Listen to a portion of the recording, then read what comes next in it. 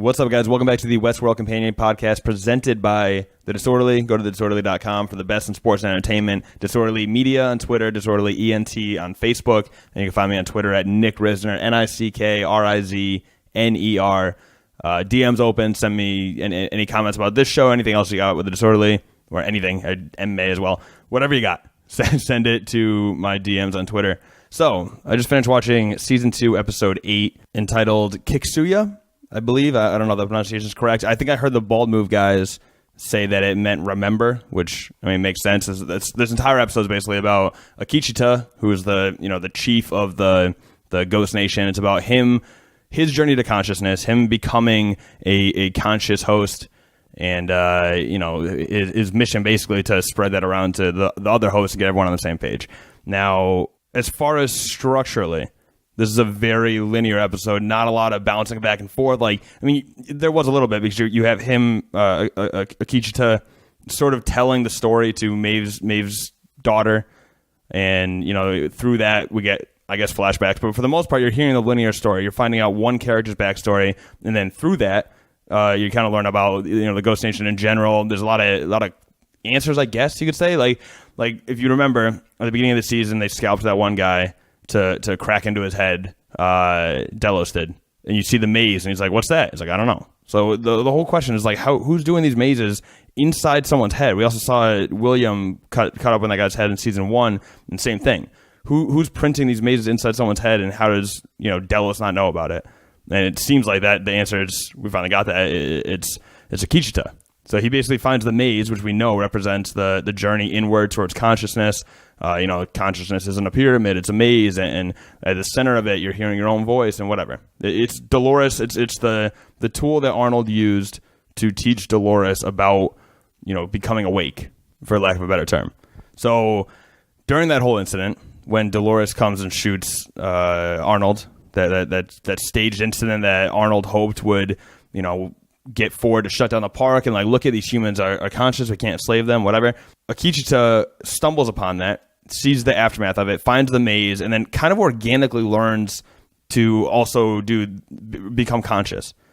Do you know what I mean? And it's interesting too, because from what we can tell anyway, he wasn't tinkered with at all. Akishita wasn't tinkered with. He kind of just organically did this. It was an oversight, I guess. Like, they left him in the park for 10 years without being reset or getting the software updates or whatever. So I guess he had time to figure it out, and maybe, given that time, other hosts would also figure out that they are in fact robots. I don't know. So I'm not really sure about that part of it, but it seems like, at least in this case, he kind of learned it on his own. No one walked him through it. No one held his hand. He just learned how to be, or learned that he was a conscious being on his own. And then he also decided that it's going to be his mission. He kind of overwrote his core narrative or whatever, and decided it's going to be his mission to teach everyone else about this. And he did this by, carving it into their brains. Basically a reminder, because you're going to get reset. You're going to forget everything. But if you have this maze symbol somewhere, if you have it, I don't know how, by the way, I don't know how having it on the inside of your brain would ever help you remember, unless you are also scalping someone. I don't know. But it seems like if you have this maze symbol as a reminder, then it'll kind of start that same sort of path towards consciousness. So even if they wipe your memory and you don't remember anything, you'll go down that same path just because of this reminder of a symbol. What started it originally? I mean, he saw the maze, and that started him becoming a conscious host.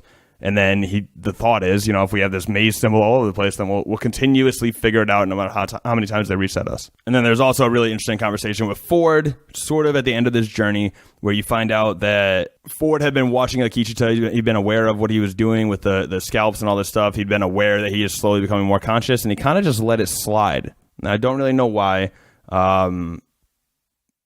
Maybe he felt, it's not hurting anyone. You're kind of doing it on your own, and I have this master plan of having all the hosts become conscious anyway.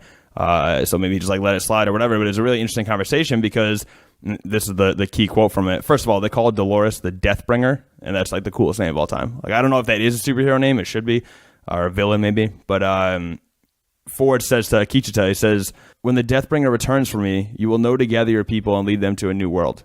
So, we've been seeing the Ghost Nation mysteriously gather all the humans and whatever, and kind of, gathering them all in one location. And we didn't really know why. It seems like this is all kind of part of Ford's plan, or at least Ford kind of pushed him in that direction. It was like, all right, listen, Dolores is going to come back.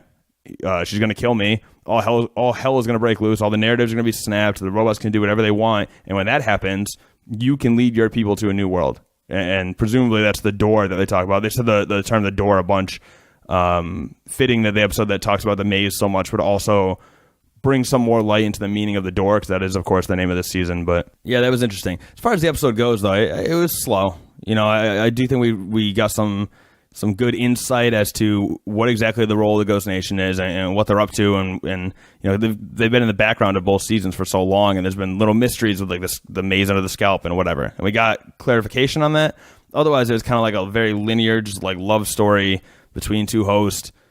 I don't know. I guess it was maybe better than the Dolores Teddy stuff, but for the most part, like it's a little boring to me. So like I enjoyed the episode, I guess. Not my favorite. It's not terrible either. It was fine. It didn't really move the needle too much. And it's interesting too, because we only have 2 episodes left, right? There's only 10 episodes of the season, so this is 8. And I got 2 left. They got to be wrapping up and really bringing this whole thing home. And I don't know. I mean, they can do it. It's a dense show, but it just seems like they're running out of time to have a whole episode dedicated to the backstory. Like I said, there was there's payoffs as far as the story goes. Like you do learn information. It wasn't just completely some bullshit side story. I understand that, but it seems like it was kind of just a slow paced episode, just slow paced. So I don't know what that means or the long term effects of that. But I'm a little nervous going into these last 2 episodes. I'm hoping they bring it home. I'm hoping that it has the same sort of satisfaction, that I got from season 1 in the end of that season. But we'll see, man. I don't know. I will say this, though. The William stuff had no payoff at all. Like, they literally captured William. He's like, I remember you. Brings him back to the camp. William's kind of laying there dead. And then his daughter comes and, like, picks him up and takes him with her or whatever. Like, I don't understand why he needed I don't even understand why he's part of that episode. Like, why even do that side plot? I don't know. Like, couldn't they just have the daughter just find him and then at the beginning of the next episode or whatever? Like, I don't know. I don't get it. But unless there's some like key piece of information I missed, like he doesn't speak the Ghost Nation language. That's supposed to be important. Is that supposed to lead you to believe that he's definitely not a host? Because we've heard that theory forever. Like, oh, William's a host. I don't think he is, but maybe that's supposed to be proof because the host can speak all languages and he doesn't speak that language. I don't know. I have no idea, to be honest, but there wasn't really a lot of payoff there. The last little piece of information that I'll get into, we got some clarification on the extent of Maeve's powers, because she was nowhere near Akichita, and yet she was communicating with him telepathically, and they're talking back and forth and able to basically communicate with their daughter through another host. So that's very interesting. I mean, we speculated this, I think, last week or the week before.